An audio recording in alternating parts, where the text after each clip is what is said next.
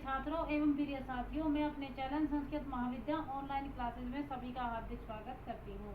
जैसा कि छात्रों आप सभी जानते हैं कि हमारा प्रकरण चल रहा है समास प्रकरण। समास प्रकरण के अंतर्गत हमने समास के 5 प्रकार बताए हैं। संस्कृत में समास जो है 5 प्रकार का होता है। उसमें कल हमने जो पढ़ा है केवल समास के विषय में पढ़ा है। नंबर 1 पर हमारा क्या आता है, केवल समास। कि केवल समास कितने रूप होते हैं और केवल समास हम किसे कहते हैं। आज दूसरे नंबर पर आता है अव्ययभाव समास। अव्ययभाव समास हम किसे कहते हैं? अव्ययभाव समास उस समास को कहते हैं जिस समास में पहला पद अव्यय होता है और दूसरा पद संज्ञा से परिचित होता है, उसे हम अव्ययभाव समास कहते हैं। अव्ययभाव समास में अकारांत, सामाजिक शब्द, नपुंसकलिंग शब्द एक वचन में ही रहते हैं। अन्य शब्द जो हैं अव्यय होते हैं। जैसे उदाहरण के लिए उपकृष्णम, उदाहरण के लिए हम ले लेते हैं उपकृष्णम। उपकृष्णम में जब हम इसका समास करेंगे तो क्या हो जाएगा, कृष्णस्य समीपे। क्या हो जाएगा, कृष्णस्य समीपे। कृष्णस्य कौन सी विभक्ति, कौन सा वचन हो गया? कृष्णस्य जो है हमारा षष्ठी विभक्ति एक वचन हो गया। क्योंकि मैंने आपको इससे पहले वीडियो में विभक्ति के कारक चिन्ह बताए थे कि हमें किस प्रकार पता चलेगा कि इस शब्द में कौन सी विभक्ति है और कौन सा वचन है। तो इससे पहले जो वीडियो है आप उसे देखना, तो उसमें आपको पता चलेगा कि कृष्णस्य के जो शब्द हमारा लिखा है उसमें कौन सी विभक्ति और कौन सा वचन है। तो यहाँ पर क्या होगा, कृष्णस्य यानी कि कृष्ण के समीप। तो क्या होगा, षष्ठी विभक्ति एक वचन। इससे स्पष्ट होता है कि सामाजिक शब्द नपुंसकलिंग में एक वचन में होता है। जैसे एक उदाहरण लेते हैं, यथाशक्ति।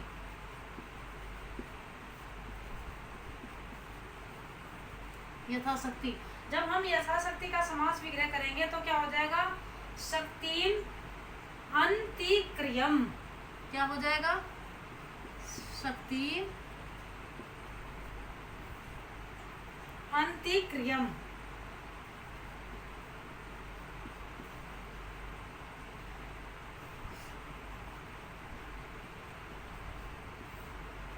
शक्तिम अंतिक्रम। तो इसमें क्या रहेगा हमारा, यथाशक्ति। उप क्या हो गया हमारा, अव्यय होगा। यथाशक्ति में यथा क्या हो गया, अव्यय होगा। बाकी क्या है, जो हमारे संज्ञा सर्वनाम संबंधी शब्द होते हैं उनकी जो है अव्यय पदों के साथ में समास होता है, तो उसे हम अव्ययभाव समास कहते हैं। एक तरीके से छात्रों और हम ले लेते हैं, जैसे मैंने आपको इधर समास करके बताया है अधिहरि का। अधिहरि के अंतर्गत जो अधि है वो हमारा शब्द क्या है, अव्यय है। हरऊ, इसमें मैंने आपको कल जब मैं आपको पढ़ा रही थी तो मैंने बताया था कि समास के अंतर्गत 2 विग्रह होते हैं, एक लौकिक विग्रह और एक अलौकिक विग्रह। लौकिक विग्रह किसे कहते हैं और अलौकिक विग्रह किसे कहते हैं? लौकिक विग्रह हमारा क्या होता है कि जिसमें हमारा केवल रूप चलते हैं, और अलौकिक विग्रह क्या होता है कि जिसमें जैसे हरिंगी अधि सु। तो लौकिक और अलौकिक दोनों विग्रह के विषय में मैंने कल आपको बताया था। यदि हम समास करते हैं तो समास करते समय हम इस तरीके से भी समास को समझ सकते हैं। जैसे मैंने इस तरीके से आपको करके बताया है अधिहरि का समास। अधिहरि क्या है, उसमें हो गया हरऊ, उसके बाद हो गया अधिंगी हरि, हरिंगी अधि सु। उसके बाद एक सूत्र होता है संस्कृत में कर्तद्धित समासाश्चय। कर्तद्धित समासाश्चय से हरि और अधि की प्रातिपदिक संज्ञा करने पर सुपोर धातु प्रातिपदिक रूप से सुप का लोप होने पर, यानी कि सुप क्या हो गया हमारे, मैंने आपको सुबंत लिखवाए थे कल कि सुप कौन से होते हैं, जैसे गी और सु, ये क्या हो गया हमारे, ये हमारे सुबंत हो गए। नेक्स्ट सूत्र जो है हमारा प्रथमा निर्दिष्टम समास उपसर्जनम। इस सूत्र से क्या होता है, उपसर्जन संज्ञा होती है। उसके पश्चात क्या है, एक देश विकृत श्यानत्वात्। इस सूत्र से सु की उत्पत्ति होने पर, यानी कि हमने कृत तद्धित समास से प्रातिपदिक संज्ञा की, सुपो धातु प्रातिपदिक कयो से अधि का हरि के अंतर्गत जो गी है और अधि के अंतर्गत जो सु है उसका हमने लोप कर दिया, और प्रथमा निर्दिष्टम उपसर्जनम सूत्र से उसकी उपसर्जन संज्ञा की। फिर हम सूत्र लाए एक देश विकृत श्यानत्वात्। इस सूत्र से हमने पुनः सु को लेकर आए, और उसके बाद अमी पूर्वा अधिहरि होगा। उसके बाद एक सूत्र हमारा और आता है अमी पूर्वा। अमी पूर्वा से सूत्र का क्या अर्थ होता है, इसका अर्थ होता है कि जो अधिहरि का पूर्व रूप है, यानी कि जिस रूप में अधिहरि बना हुआ है, तो उसमें क्या होगा कि हमारे जितने भी सुबंत होते हैं उनका लोप हो जाता है। अमी पूर्वा सूत्र से हमारा जो अधिहर है उसका पूर्व रूप होने पर अधिहरि हमारा पूर्ण शब्द बन जाता है। दूसरा, यदि आपको इतनी अच्छी तरह एक्सप्लेन करने की आवश्यकता वैसे टेट और यूपी टेट, सी टेट या एच टेट में आवश्यकता नहीं है, लेकिन मैंने आपको एक उदाहरण करके बताया। यदि हम किसी समास शब्द को विग्रह करते हैं तो हमें उन्हें विग्रह करने के लिए इन सूत्र की आवश्यकता होती है, बल्कि हम इनको ना इसके मैंने आपको एक अच्छे से एक्सप्लेन करके बता दिया है, लेकिन हमें क्या करना है, हमें केवल ये छोटे रूप में समझना है कि समास को विग्रह कैसे करते हैं। ठीक है, एक मैंने आपको बताया उपकृष्णम, दूसरा बताया यथा शक्ति। तो इसमें उपकृष्णम में मैंने जैसे आपको बताया,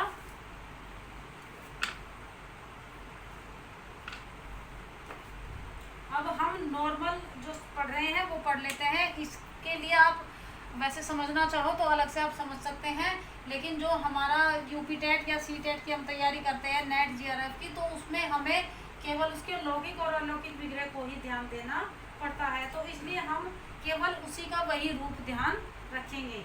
अब आप आ गए अधिहरि। अधिहरि का मैंने वहाँ पर आपको समास विग्रह करके बताया है, लेकिन अब शॉर्ट रूप में कैसे करते हैं अधिहरि। अधिहरि को हम क्या करेंगे, हरऊ। मैंने कल आपको सुबंत सारे समझा दिए थे कि सुबंत कौन कौन से होते हैं, सु ओजस अम ओर्थ टाभ्याम विस गेभ्याम व्यस। ये मैंने आपको आठों विभक्ति के कल आपको पढ़ाए थे। ठीक है, तो इसमें हरऊ में क्या हो जाएगा, हरि गी अधि सु। लौकिक और अलौकिक दोनों विग्रह हो गए।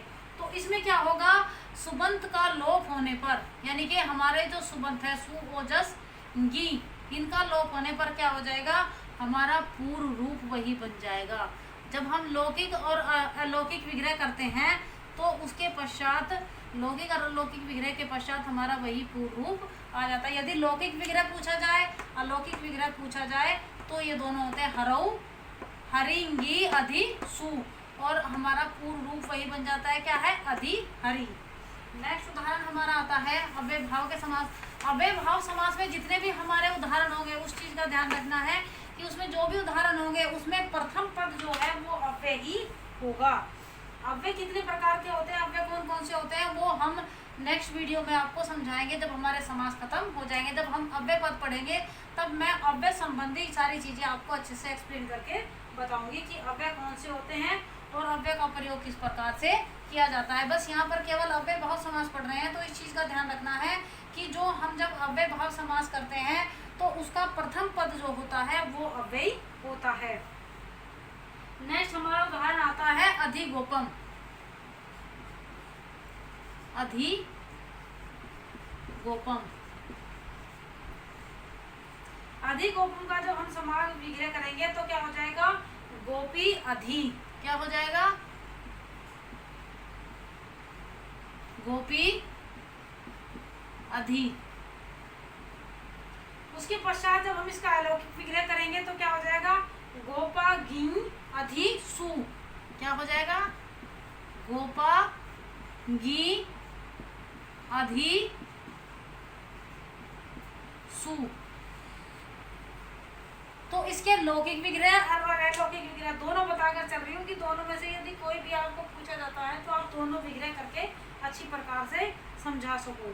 फिर इसका वही अगर हम ये सूत्र लगाए तो इस सूत्र के हिसाब से वैसे ही होता है इनका लोप कि प्रातिपदिक संज्ञा हो गई, सुप का लोप हो गया, प्रथमा निर्दिष्टम समासः उपसर्जनम से उपसर्ग संज्ञा की, फिर एक देश विकरण स्यात् न्यात्वात् सूत्र से हम सु लेकर आए, तो इससे हमारा अमी पूर्वा से पूर्ण रूप होने पर हमारा वो शब्द बन जाता है। लेकिन जब हम एग्जाम में ऑब्जेक्टिव टाइप क्वेश्चन आते हैं तो उसमें केवल ये पूछा जाता है अधिगोपम।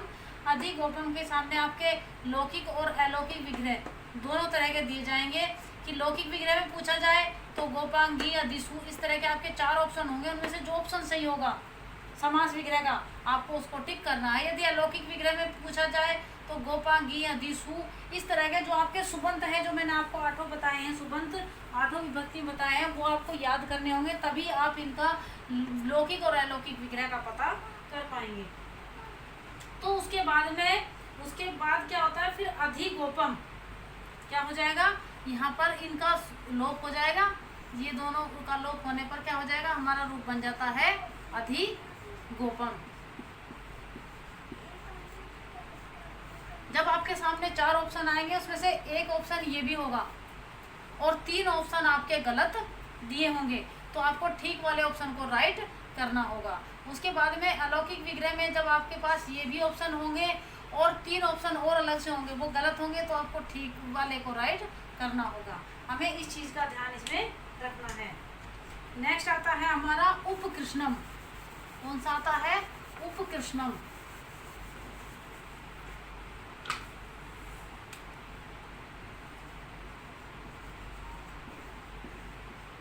इसलिए मैं आपको लौकिक और अलौकिक दोनों विग्रह बता के चल रही हूँ कि दोनों समास में दोनों विग्रह किस प्रकार से होते हैं। इसका विग्रह क्या होगा, कृष्णस्य, क्या है हमारा समास, उपकृष्णम, तो इसका विग्रह क्या हो जाएगा, कृष्णस्य समीपम, यानी के कृष्ण के समीप। तो यहाँ पर क्या होगा, षष्ठी विभक्ति, यहाँ पर क्या आ गया, के, कृष्ण के समीप, उपकृष्णम, यानी कि कृष्ण से समीपम, कृष्ण के समीप।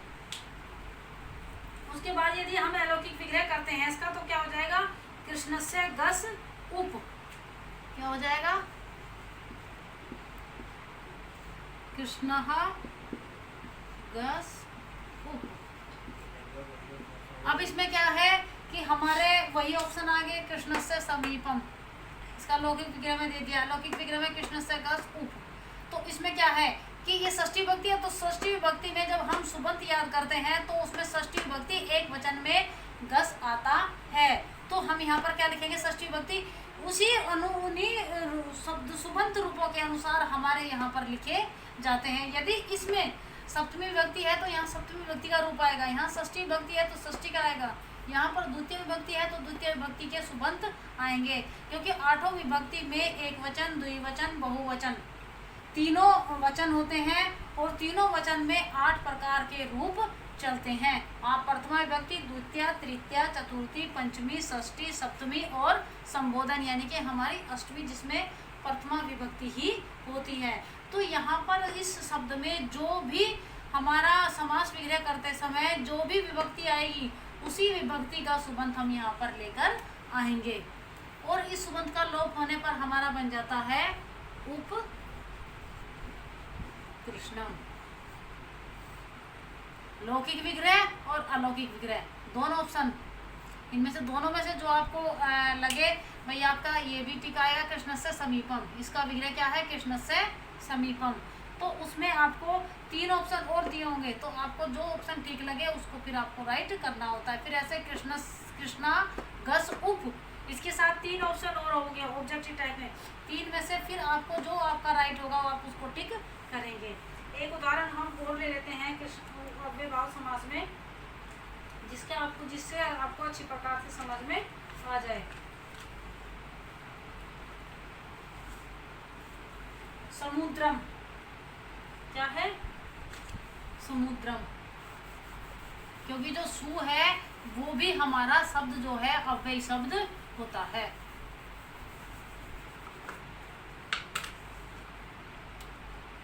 क्या है, सुमद्रम। सुमद्रम के अंतर्गत क्या है, ये जो सु है हमारा क्या है, ये हमारा उपसर्ग है। जब हम इसका समास विग्रह करेंगे तो क्या हो जाएगा, मद्राणाम समृद्धि, क्या हो जाएगा, मद्राणाम समृद्धि।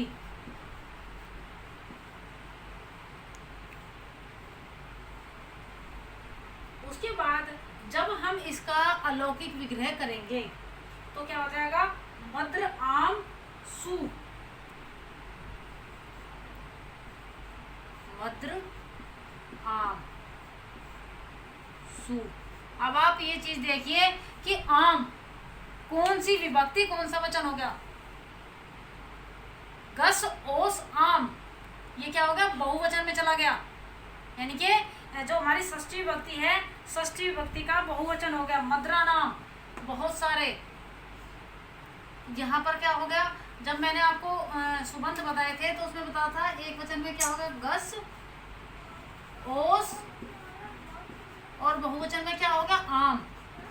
तो यहाँ पर क्या लिखा है, आम, यानी कि ये क्या हो गया, षष्ठी विभक्ति का के की, यानी कि षष्ठी विभक्ति का हमारा क्या हो गया, बहुवचन हो गया। सुमद्रम, यानी कि मद्रा नाम स्मृति, और इसका क्या होगा, मद्र आम सु, क्योंकि गस एक वचन, ओस द्विवचन और आम बहुवचन होता है। तो इसका लौकिक और अलौकिक विग्रह इस प्रकार से रहेगा। और बाकी बहुत सारे शब्द हैं इसमें, जितने भी हमारे अव्यय होते हैं उन सब शब्दों का हम अव्ययभाव समास कर सकते हैं। तो इसमें जो बहुत सारे शब्द हैं, जब हम रिवीजन करेंगे तो उसमें मैं सभी शब्दों के विषय में आपको अच्छे से बताऊंगी। बाकी जो शब्द होते हैं हमारे, उदाहरण के लिए मैंने आपको कुछ शब्द बता दिए हैं। हमारे जितने भी अव्यय होते हैं उन सभी शब्दों के साथ मिलकर के अव्ययभाव समास होता है। तो छात्रों, आप अव्ययभाव समास संबंधी जो भी आपके सामने समस्या आती है, आप मुझे नीचे कमेंट बॉक्स में दे सकते हैं।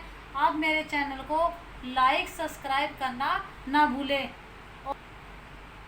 और सब्सक्राइब के सामने जो बेल आइकन आता है उसे आप दबाना ना भूलें, जिससे कि मेरी नेक्स्ट वीडियो का आपको पता चलता रहे, कि जिससे उससे संबंधित जो भी आपको पता चले कि ये इतना हम पढ़ चुके हैं और इससे आगे हमें अब ये कार्य कराया गया है। तो बेल आइकन को दबाना ना भूलें।